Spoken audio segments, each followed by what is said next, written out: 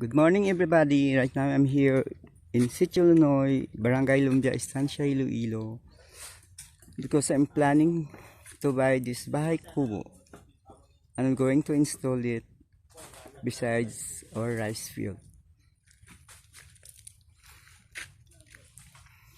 This one has a bedroom and a balcony.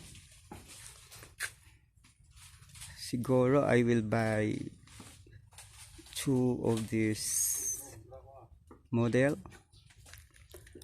And look, there's a lady carpenter over here.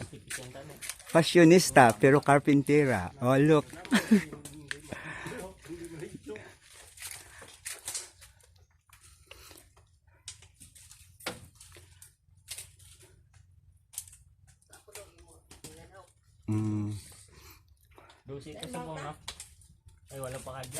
Good day and goodbye for now.